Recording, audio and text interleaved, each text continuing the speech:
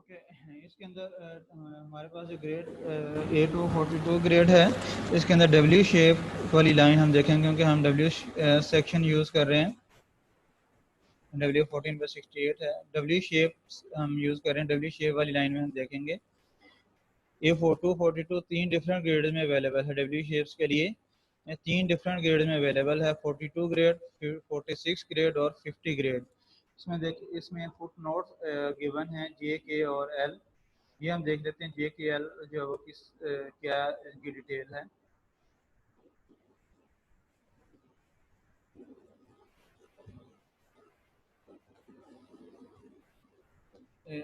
जे जो है वो for shapes with A flange thickness greater than 2 inch only. Mean जो ग्रेड 42 ग्रेड है वो उन शेप्स डब्ल्यू शेप्स के लिए अवेलेबल है जिनकी फ्लैंज थिकनेस 2 इंच या 2 से ज़्यादा है। के फुट नोट के अंदर लिखा हुआ है for shapes with A flange thickness greater than 1.5 inch and less than और equal to 2 inch only.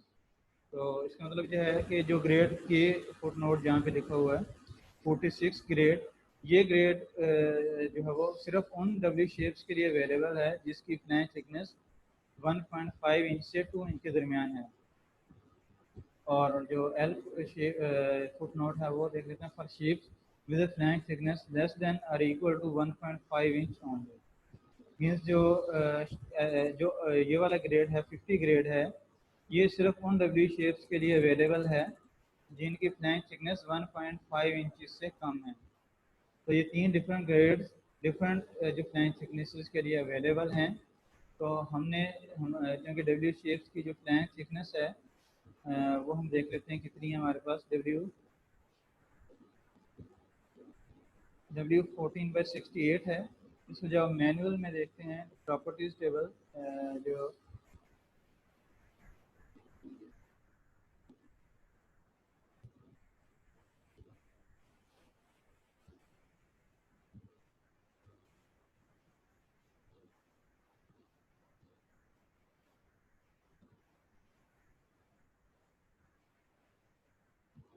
W shapes की प्रॉपर्टीज में जाते हैं W14/68 के लिए।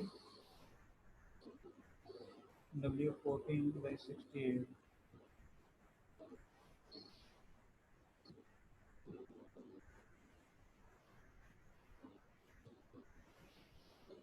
ये W14/68 है।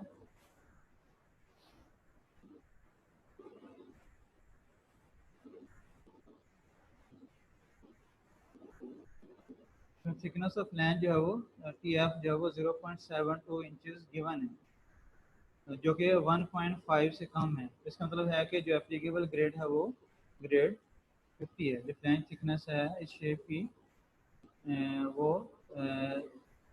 0.720 इंच है। 0.720 इंच मीन्स 1.5 इंच से कम है। तो इसका मतलब है कि जो एप्लीकेबल ग्रेड है F242 का वो 50 KSI वाला है। ये 50 KSI वाला जो ग्रेड है ये उन शेप्स के लिए है जिनकी फ्लैंज थिकनेस 1.5 से कम है। तो हम जो शेप यूज़ कर रहे हैं उसकी फ्लैंज थिकनेस 1.5 से कम है। इसका तो इसका लगाया कि जो एप्लीकेबल जो ग्रेड है वो 50 ग्रेड है, 50 KSI यील्ड स्ट्रेस है। इस तरह से आप जो yield स्ट्रेस आप A242 की यूज़ करेंगे।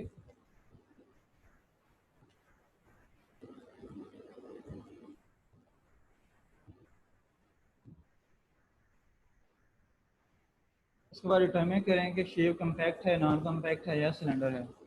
लैम्डा कैलकुलेट करेंगे BF/O2 से, या जो डायरेक्ट आप वैल्यू मैनुअल से भी ले सकते हैं। लैम्डा पी का फार्मूला यूज़ करेंगे, उससे वैल्यू कैलकुलेट करेंगे, लैम्डा को लैम्डा पी से कंपेयर करेंगे। Lambda is greater less than lambda P, so flange is compact. The web is compact for all shapes in the manual for Fy is less than 65 psi. Therefore, a W14 by 68 is a compact section.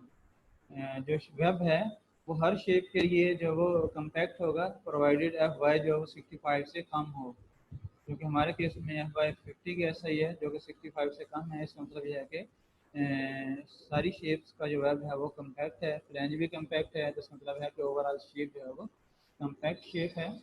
Compact shape. और जो first part है, जो ए part था, उसके अंदर था कि lateral support जो है वो कंटिन्यूस है।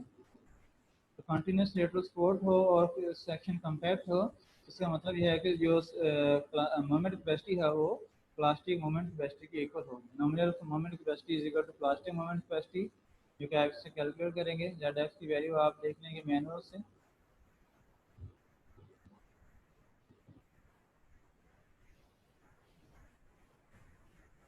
ये आपके पास नॉमिनल मोमेंट कैपेसिटी आ गई इंच क्यूब्स में, इसको 12 से डिवाइड करके हमने फीट क्यूब में कन्वर्ट कर लिया। उसके बाद डिज़ाइन स्ट्रेंथ कैलकुलेट करेंगे 5b से मल्टीप्लाई करके, mn को 5b से मल्टीप्लाई कर देंगे, आपके पास डिज़ाइन स्ट्रेंथ आ जाएगी फीट क्यूब्स के यूनिट में। तो ये आपके पास डिज़ाइन स्ट्रेंथ होगी उस केस में अगर जो लेटरल सपोर्ट है वो कंटिन्यूस है, कंटिन्यूस लेटरल सपोर्ट प्रोवाइड की गई है। या अगर एल बी की वैल्यू एल पी से कम होगी तो तब भी यही मोमेंट कैपेसिटी होगी। पार्ट बी के अंदर जो है वो L B is 20 feet, L B 20 feet के इक्वल है। L B is 20 feet, C B जो 1 है, इसको हम देखते हैं 1 क्यों है। नेक्स्ट हम सी बी कैलकुलेट करेंगे। For first determine L P and L R. L P और एल आर कैलकुलेट करेंगे, दोनों के फार्मूलाज आपको गिवन होंगे, सी स्पेसिफिकेशन के अंदर गिवन है। ये फार्मूलाज आप यूज़ करेंगे। एल पी का फार्मूला आपने यूज़ किया है। जो एल आर के लिए जो ये टर्म्स हैं ये आपको यूज़ चाहिए। या आर टी एस आप कैलकुलेट भी कर सकते हैं, या इसकी वैल्यू डायरेक्टली भी आप ले सकते हैं मैनुअल से। W14 बाई 68 की जो प्रॉपर्टीज़ हैं वो हम देख लेते हैं। W14 बाई 68, W14 बाई 68 ये सेक्शन है।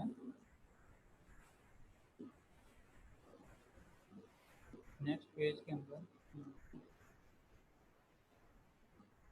क्वेश्चन इसके अंदर आर टी एस की वैल्यू इंच की यूनिट्स में गिवन है 2.80। आप यहाँ से भी ले सकते हैं, और जो फार्मूला है आर टी एस का उससे भी कैलकुलेट कर सकते हैं।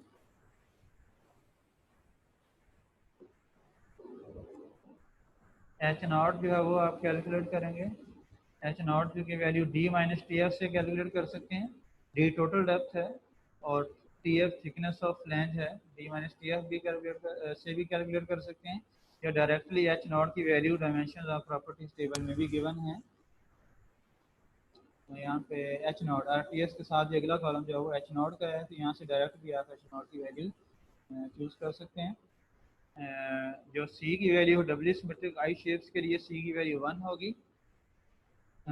और जो चैनल सेक्शंस हैं चैनल शेप्स के लिए सी की डिफरेंट वैल्यूज़ होंगी जो कि प्रॉपर्टीज टेबल में गिवन होंगी। इसमें हम देख लेते हैं चैनल सेक्शंस के लिए। अगर चैनल सेक्शन यूज़ कर रहे हैं तो उस केस में ये for example miscellaneous channel shapes हैं। इसके अंदर जो सी की वैल्यू है वो यहाँ पे ई नॉट की वैल्यूज के साथ गिवन है। जो जहाँ पे ई नॉट की वैल्यू है जो कि शेयर सेंटर है वो आपको गिवन है।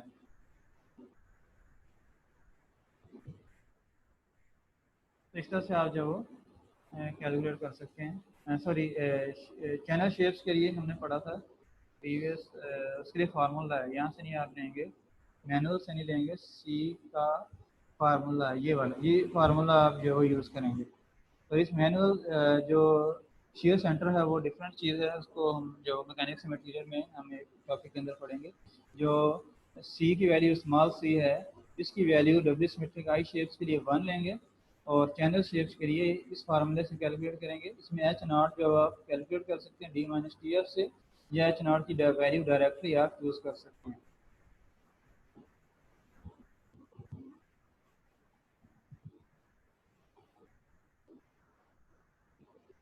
इस तरह से R T S H not और सी की वैल्यूज़ आपने कैलकुलेट कर ली या मैनुअल से ले ली हैं।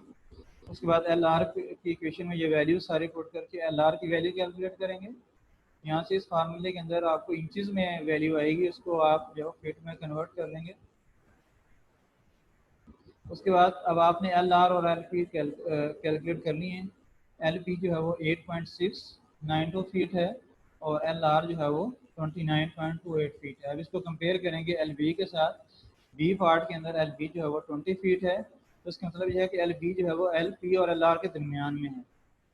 तो सेकंड जो पोर्शन था ग्राफ का, जो कि inelastic lateral torsional buckling के कॉरस्पॉन्डिंग था, इसका मतलब यह है कि यहाँ पे लाई कर रहा है इस पोर्शन के अंदर। तो इस पोर्शन की जो स्ट्रेंथ मोमेंट इक्वेशन हमने पढ़ी है वो हम यूज़ करेंगे। ये कंडीशन जो वो एग्जिस्ट कर रही है एल पी और एल आर के दरमियान में है, तो इसका मतलब है कि नॉमिनल मोमेंट कैपेसिटी के लिए ये 2.2 वाली इक्वेशन यूज़ करेंगे। तो पार्ट बी के अंदर हमने जो वो मोमेंट कैपेसिटी की ये इक्वेशन यूज़ करनी है, जो कि एल बी और एल आर के दरमियान इस रेंज के लिए है। यहाँ से आप जो वो कैलकुलेट कर लेंगे। आपके पास ये मोमेंट कैपेसिटी आ जाएगी, नॉमिनल मोमेंट कैपेसिटी, और इसको कंपेयर करेंगे प्लास्टिक मोमेंट कैपेसिटी के साथ। ये कैपेसिटी जो प्लास्टिक मोमेंट कैपेसिटी से कम होनी चाहिए। उसके बाद डिज़ाइन स्ट्रेंथ कैलकुलेट करेंगे 5b से मल्टीप्लाई करके 343 फीट कीप्स आपके पास डिज़ाइन स्ट्रेंथ आ गई। उसके बाद पार्ट सी है। पार्ट सी के अंदर एल बी की वैल्यू 30 फीट है। अब एल आर और एल पी आप पहले कैलकुलेट कर चुके हैं पार्ट बी के अंदर। तो एल बी की वैल्यू अभी इस केस में 30 फीट है। इसको कंपेयर करेंगे एल पी और एल आर के साथ। तो एल बी जो है वो इस केस में एल आर से ज़्यादा है। एल आर हमारे पास 29.28 फीट है और एल बी 30 फीट है। तो L B is greater than L R. तो इसका मतलब जो थर्ड कैटेगरी थी, जो elastic lateral torsional buckling की थी, वो प्रिवेल कर रही है। उसकी इक्वेशन यूज़ करेंगे, इक्वेशन एफ 2.4।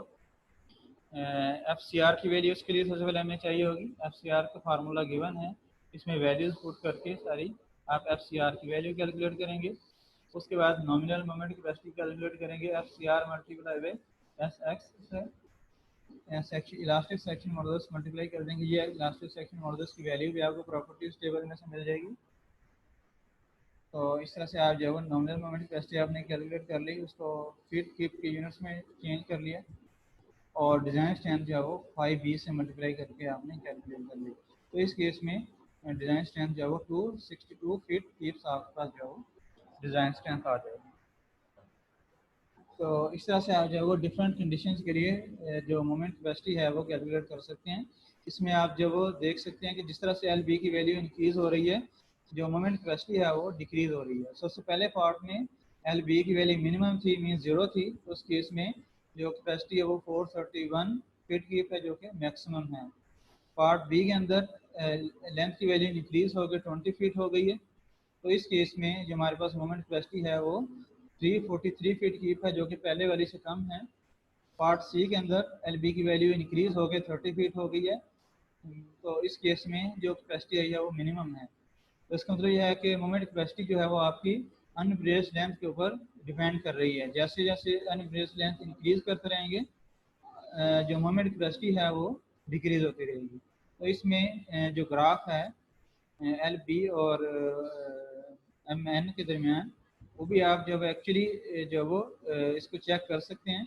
आप इसी क्वेश्चन को सॉल्व करें एल बी की डिफरेंट वैल्यूज़ के लिए। हर 1 फीट के इंटरवल के साथ एल बी की वैल्यू 1 फीट या 5 फीट के इंटरवल के साथ एल बी की वैल्यू लें। हर वैल्यू के लिए इसी प्रोसीजर से मोमेंट कैपेसिटी कैलकुलेट करें, उसके बाद ग्राफ ड्रा करें एल बी और एल एम एन के दरमियान। तो आप देखेंगे ग्राफ जो होगा वो इस शेप में आपके पास आएगा। तो ये आपके लिए असाइनमेंट है। एल बी को की डिफरेंट वैल्यूज अज्यूम करें। फॉर एग्जांपल 5 फीट अज्यूम कर लें, इसके बाद 10 फीट अज्यूम कर लें, 15, 20 या डिफरेंट इंटरवल के साथ जो भी आपको जो वो बेहतर लगे। आप डिफरेंट इंटरवल्स पे एल बी की वैल्यूज़ लें, उसके कॉरस्पॉन्डिंग एम एन की वैल्यू कैलकुलेट करें और फिर ग्राफ ड्रा करें एल बी और एम एन के दरमियान। तो उसको कंपेयर करें इस ग्राफ के साथ। यह आप सबकी असाइनमेंट है। आपने जो वो ये ग्राफ जो वो ड्रा करना है और हर स्टूडेंट की जो एल बी की इंटरवल है वो डिफरेंट होना चाहिए। कोई 1 फीट का इंटरवल ले ले, कोई 2 फीट का इंटरवल ले ले, कोई 5 फीट का इंटरवल ले ले। 5 फीट से ज़्यादा ना जाएं। तो 5 फीट के दरमियान में आपका एल बी का इंटरवल होना चाहिए। आप जो वो ये ग्राफ ड्रा करेंगे W14/68 क्रॉस सेक्शन के लिए। तो ये आपकी एक असाइनमेंट है। इस तरह से डिफरेंट कंडीशंस के लिए, डिफरेंट एल बी की डिफरेंट वैल्यूज़ के लिए आप डिज़ाइन स्ट्रेंथ कैलकुलेट करेंगे एक किसी भी सेक्शन की।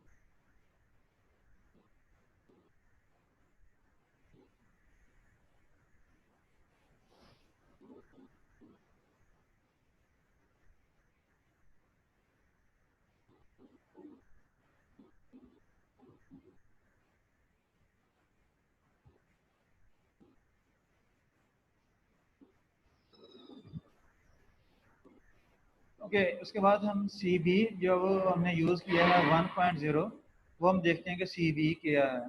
सी B basically moment gradient factor है, जो कि मोमेंट की जो वेरिएशन है थ्रू आउट द लेंथ, उसको अकाउंट फॉर करने के लिए हम जो यूज़ करते हैं। जब हम moment bending moment diagram draw करते हैं तो हम देखते हैं कि जो बेंडिंग मोमेंट की वैल्यू है डिफरेंट पॉइंट्स के ऊपर वो चेंज हो रही होती है। मीन नॉन यूनिफॉर्म वैल्यू होती है, वेरिएबल होती है। तो उस नॉन यूनिफॉर्मिटी को डिज़ाइन के अंदर कंसिडर करने के लिए जो हम सी बी यूज़ करते हैं, क्योंकि जब हम डिज़ाइन करते हैं तो हम मैक्सिमम बेंडिंग मोमेंट के अगेंस्ट करते हैं। जो उस पैन के अंदर जो मैक्सिमम बेंडिंग मोमेंट होगी, हम उस बेंडिंग मोमेंट के लिए जो है वो बीम डिज़ाइन करेंगे। तो क्योंकि maximum bending moment through out the length जो वो प्रेजेंट नहीं होती, वो सिर्फ एक पॉइंट पे प्रेजेंट होती है। तो इस फैक्टर को काउंट फॉर करने के लिए हम moment gradient factor C B calculate करते हैं। सी बी की जो इक्वेशन है ए सी स्पेसिफिकेशन के अंदर, वो इक्वेशन एफ 1.1 के थ्रू गिवन है। सी बी का ये फार्मूला है, इक्वेशन गिवन है 12.5 M X over 2.5 M X plus 3 M A plus 4 M B plus 3 M C multiply by R M. और इसकी वैल्यू 3.0 से कम होनी चाहिए या इसके इक्वल होनी चाहिए। इसके अंदर जो एम मैक्स है वो absolute maximum value of moment within the unbraced length including the end points. जो अनब्रेस्ड लेंथ है उस लेंथ के अंदर जो मैक्सिमम वैल्यू है बेंडिंग मोमेंट की, वो एम मैक्स है। M A is the absolute value of moment at the quarter point of the unbraced length. Unbraced length की 1/4 डिस्टेंस के ऊपर जो मोमेंट की वैल्यू है वो एम ए है। mb is equal to absolute value of moment at the midpoint of the unbraced length। Mid जो unbraced length है उसकी मिड पॉइंट पे, मीन हाफ डिस्टेंस पे जो बेंडिंग मोमेंट की वैल्यू है वो एम बी है। M C is equal to absolute value of moment at the 3/4 point of the unbraced length. जो 3/4 पॉइंट है, मीन 3/4 एल बी डिस्टेंस के ऊपर जो मोमेंट की वैल्यू है, बेंडिंग मोमेंट की जो वैल्यू है वो एम सी की इक्वल है। Rm is equal to 1.0 for doubly symmetric cross sections such as W shapes and singly symmetric shapes such as channels subject to single curvature bending। जो Rm की value है वो 1 होगी W symmetric cross sections के लिए। जो W shapes हैं या एस शेप्स हैं, जो आई शेप की शेप्स हैं उनके लिए Rm की वैल्यू 1 होगी। और जो सिमेट्रिकली सिमेट्रिक शेप्स हैं जिन्हें चैनल्स के लिए, चैनल सेक्शंस के लिए, अगर तो वो चैनल सेक्शन सिंगल कर्वेचर है, बेंडिंग है, मीन्स एक ही कर्वेचर में बेंडिंग हो रही है, means through out the length, या तो पॉजिटिव बेंडिंग है या नेगेटिव बेंडिंग मोमेंट है, तो उस केस में जो है वो आर एम की वैल्यू 1 होगी। R M is equal to 0.5 plus 2 I Y C over I Y square. For single symmetric shapes subject to reverse curvature bending. Single symmetric shapes यानी चैनल शेप्स अगर reverse curvature bending के अंदर mean negative bending moment भी है और positive bending moment भी है, तो इस केस में आर एम की वैल्यू आप इस फार्मूले से कैलकुलेट करेंगे। इसके अंदर आई वाई सी या moment of inertia of the compression flange about the Y axis, जो कंप्रेशन फ्लैंज है उसका moment of inertia about Y axis आप लेंगे आई वाई सी, और आई वाई जो है वो मोमेंट ऑफ इनर्शिया होगा टोटल शेप का about Y axis. Doubly symmetric shapes के लिए आई एस वाई सी जो approximately half of I Y की इक्वल होगा।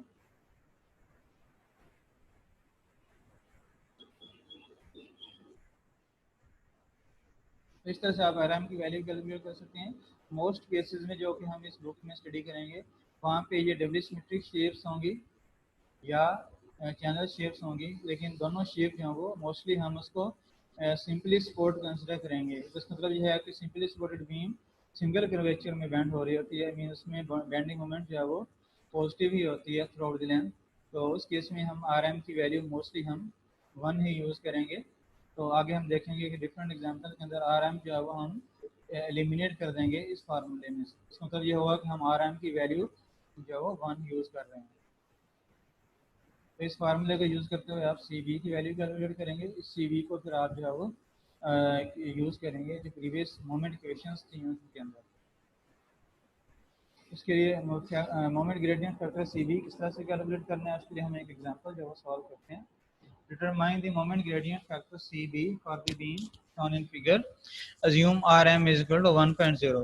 आर एम की वैल्यू 1.0 अज्यूम करनी है क्योंकि बीम जो है वो ये गिवन है वो सिंपली सपोर्टेड बीम है और यूनिफॉर्मली डिस्ट्रीब्यूटेड लोड अप्लाई हो रहा है डब्ल्यू इंटेंसिटी का। जो क्रॉस आपको नज़र आ रहे हैं ये लेटरल सपोर्ट के पॉइंट्स हैं। इन पॉइंट्स के दरमियान जो डिस्टेंस है वो अनब्रेस्ड लेंथ है। तो टोटल मिड पॉइंट के ऊपर जो है वो एक लेटरल सपोर्ट प्रोवाइड की गई है और एंड पॉइंट्स के ऊपर लेटरल सपोर्ट प्रोवाइड की गई है। तो दो लेटरल सपोर्ट्स के दरमियान जो डिस्टेंस है वो एल बी है जो कि हाफ ऑफ स्पैन के इक्वल है, L/2 टोटल लेंथ के हाफ के इक्वल है। तो एल बी की वैल्यू गिवन है, डब्ल्यू गिवन है। आप इस बीम के लिए सी बी कैलकुलेट करेंगे। उसके लिए जो simply supported beam with uniformly distributed load के लिए जो बेंडिंग मोमेंट डायग्राम होती है वो इस शेप की होती है, ठीक है।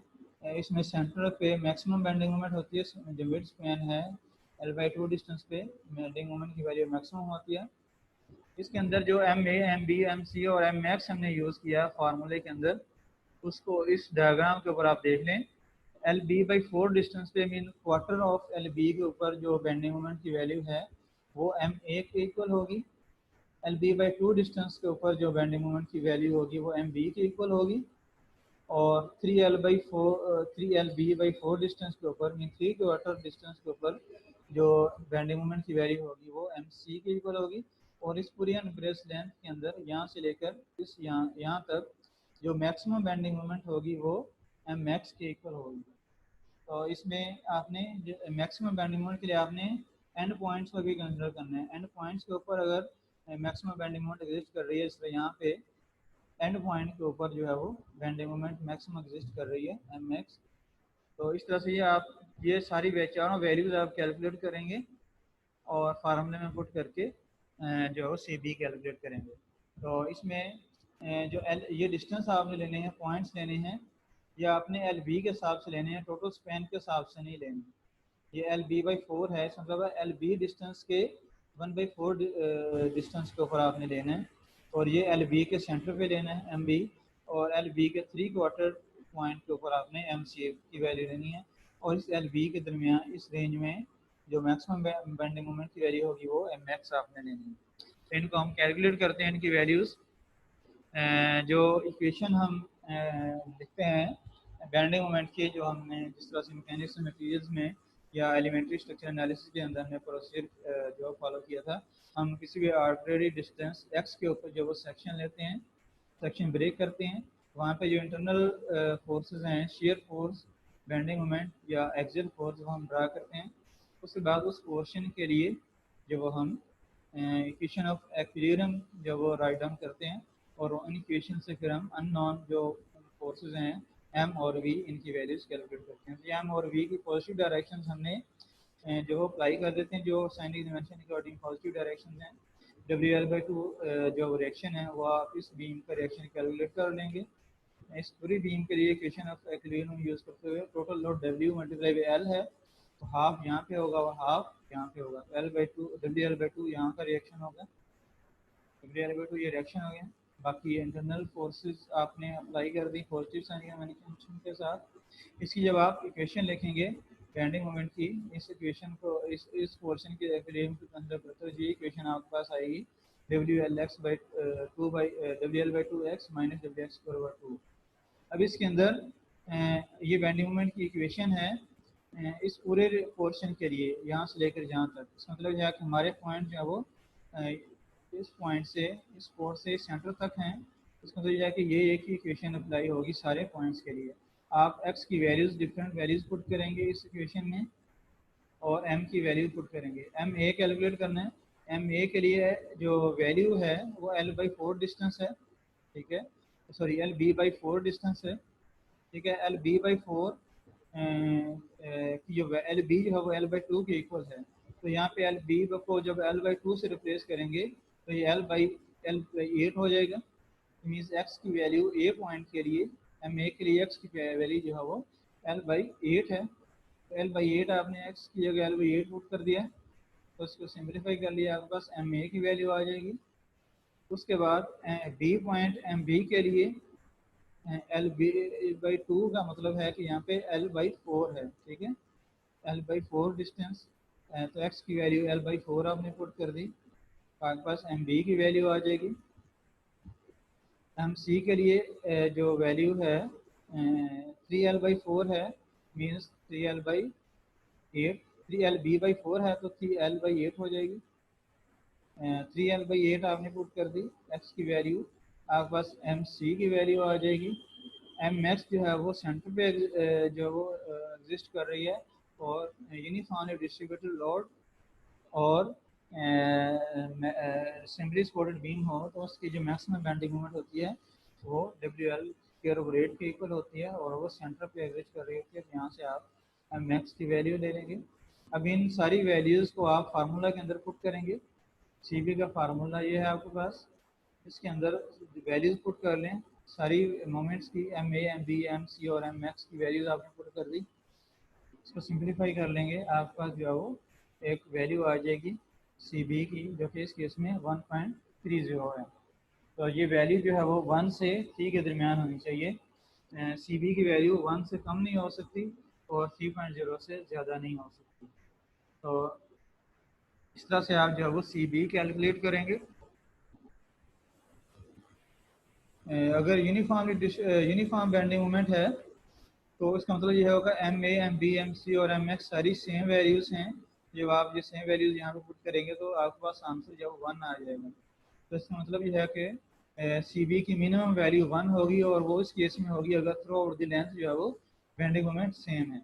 लेकिन अगर बेंडिंग मोमेंट वेरी कर रही है तो जितनी ज़्यादा वेरिएशन होगी उतनी वैल्यू जो है वो CB की ज़्यादा आएगी। इस तरह से आप जो है वो डिफरेंट केसेस के लिए जो है वो CB की वैल्यूज जो है वो कैलकुलेट करेंगे। इसमें जो बुक हम स्टडी कर रहे हैं उसके अंदर डिफरेंट जो मोस्ट प्रिवेलिंग केसेस हैं, जो मोस्ट कॉमन केसेस हैं, उनके लिए CB की वैल्यूज जो है वो डायरेक्टली गिवन है। इसमें जो है वो बुक के अंदर आप जो है देख सकते हैं।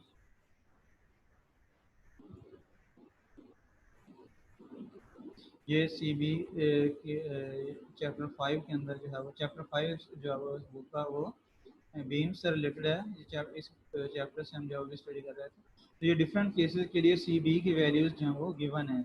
ये अगर आपके पास सिंपली स्पॉटेड बीम हो और total uniformly distributed load apply हो रहा है, ठीक है, तो इस केस में अगर लेटरल सपोर्ट सिर्फ एंड पॉइंट्स के ऊपर हैं तो CB की वैल्यू 1.14 होगी। मीन्स अगर इसी केस के लिए जो अभी हमने स्टडी किया है, अगर हम ये लेटरल सपोर्ट दरमियान वाली हटा देते हैं तो इस केस में आपके पास जो CB की वैल्यू आएगी वो 1.14 होगी। ये CB की वैल्यू 1.30, ये वही केस है जो भी हमने सॉल्व किया है। यूनिफॉर्मली डिस्ट्रीब्यूटेड लोड है और 3 आपके पास लेटरल सपोर्ट्स हैं, 2 एंड्स पे हैं और 1 सेंटर पे है। और अगर सिंपली सपोर्टेड बीम है, लेटरल सपोर्ट सिर्फ एंड्स पे हैं और पॉइंट लोड अप्लाई हो रहा है सेंटर पे, तो इसके लिए सी बी की वैल्यू 1.3032 है। और अगर इसी तरह इसी बीम पे सेंटर पे भी लेटरल सपोर्ट प्रोवाइड कर दिया है तो सी बी की वैल्यू 1.67 हो जाएगी। और अगर ये आपके पास दो एंड्स के ऊपर इक्वल कपल मोमेंट्स अप्लाई हो रही हैं तो, और जो लेटरल सपोर्ट है वो सिर्फ एंड्स के ऊपर हैं, तो सी बी की वैल्यू 2.27 है। और अगर ये आपके पास सिंपली सपोर्टेड बीम है, इसमें चार पॉइंट्स के ऊपर जो है वो आपके पास लेटरल सपोर्ट्स हैं ए बी सी और डी पे, और लेटरल सपोर्ट सेंटर पे लेटरल सपोर्ट्स के ऊपर ही जो है वो पॉइंट लोड, दो पॉइंट लोड अप्लाई हो रहे हैं। इस केस में ए बी और सी डी पोर्शन के लिए सी बी की वैल्यू 1.67 होगी और बी सी पोर्शन के लिए 1 होगी। अब बी सी पोर्शन के लिए 1 किया है क्योंकि बी और सी के दरमियान बेंडिंग मोमेंट जो है वो यूनिफॉर्म होगी। इसकी जो बेंडिंग मोमेंट डायग्राम होगी वो इस तरह से बनेगी।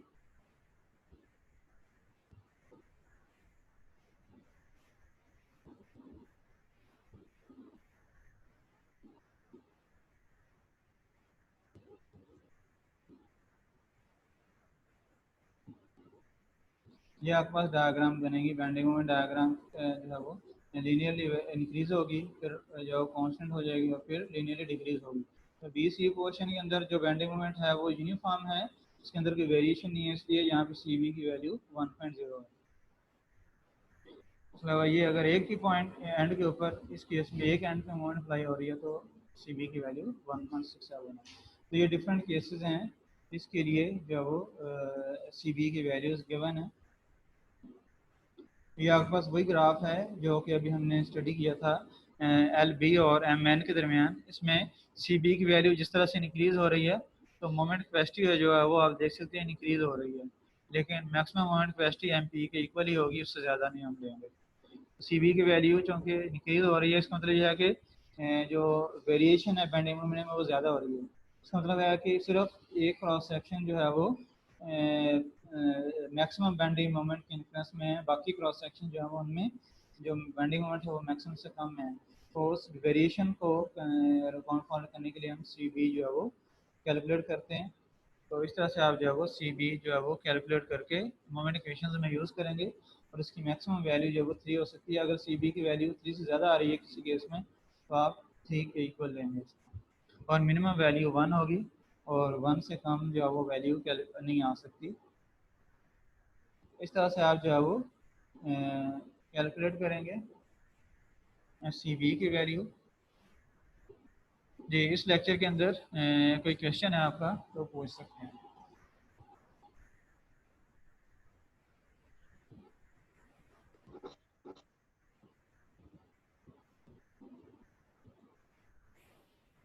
जी, ये क्वेश्चन जो आपको फार्मूला शीट के अंदर गिवन हो, ये जितनी भी क्वेश्चन आपने पढ़ी हैं आज, ये सारी की सारी क्वेश्चन आपको गिवन होंगी, लेकिन इसमें मेंशन नहीं होगा कि ये कौन सी क्वेश्चन किस वक्त आपने यूज़ करनी है। ये आपको पता होनी चाहिए कि जो आप कंडीशन प्रिवेल कर रही हैं उन कंडीशन के करस्पॉन्डिंग कौन सी क्वेश्चन आपने पिक करनी है फार्मूला शीट में से। तो ये आपको पता होना चाहिए। इक्वेशन जो याद करनी है वो उसकी ज़रूरत नहीं है, इक्वेशन गिवन होगी। फॉर एग्जांपल सी बी की वैल्यू इक्वेशन ये सारी गिवन होगी, जो ये सारी इक्वेशंस हमने पढ़ी हैं वो सारी की सारी फार्मूला शीट के अंदर गिवन होंगी, लेकिन ये आपको पता होनी चाहिए कि कौन सी इक्वेशन कहाँ पे अप्लाई करनी है।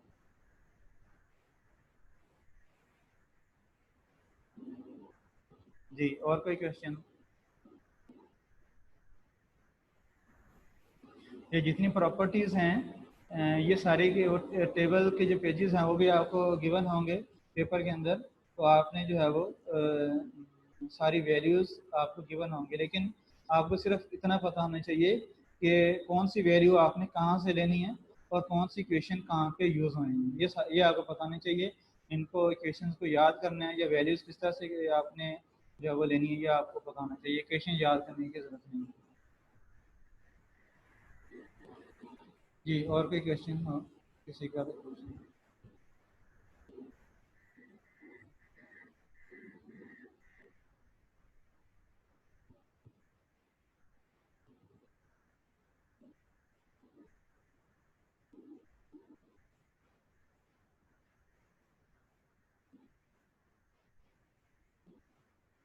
ठीक है स्टूडेंट्स, अगर कोई क्वेश्चन ही आप लोगों को तो हम जब लेक्चर एंड करते हैं। थैंक यू, अल्लाह हाफिज़।